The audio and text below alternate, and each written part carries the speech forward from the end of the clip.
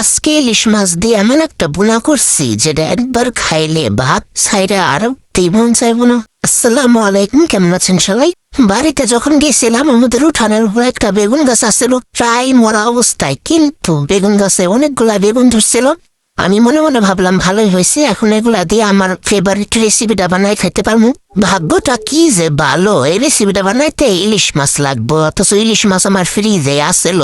টুনি সাইজের কয়েকটা মাছ আছিল ফ্রিজে, সেখান থেকে একটা মাছ নিয়ে নিলাম। এই রান্নাটা করা একদম সহজ, কোনো কষ্টই নাই, কিন্তু এত মজা। আমি মাছটা কষায় নেবো, মাছ ভাজবো না, ভাজলেও তো মজা লাগে না, এই জন্য মাছটা কষায় রান্না করুন।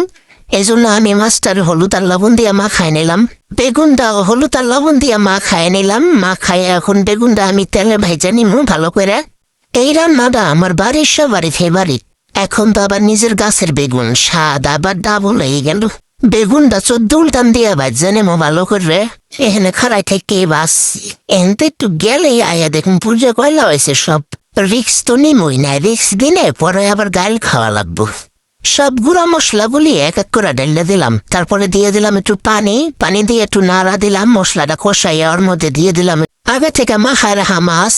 মাছগুলা ধোয়া হয়ে গেলে আবার একটু নাড়া মাছগুলা মশলার সাথে মিশাইয়া তারপরে ডেক্কে দিয়ে মাছগুলা কষানো হয়ে গেলে ওর মধ্যে দিয়ে দিন বেগুনগুলা দিয়ে পানি দিয়ে দিন পরিমাণ মতো। পানি দেওয়া হয়ে গেলে একটু নাড়াচাড়া দিয়ে ঢেকে দেবো আবার তরকারি না হওয়া পর্যন্ত। এই যে হয়ে গেছে আমার তরকারি, এত মজা যে খাইতে কি আর কমু, যে স্বাদ হয়েছে। আমি তো লগে লগে প্লেট নিয়ে বয়ে পড়ছি। ইলিশ মাছের যে একটা ঘেরান বেড়েছে আর বেগুনের স্বাদে মনটা একবারে ভরে গেল। সেই স্বাদ কথা কওয়ার সময় নেই, আগে খাইয়া লই। ভিডিওটা ভালো লাগলে প্লিজ এখন সাবস্ক্রাইব করে দিও।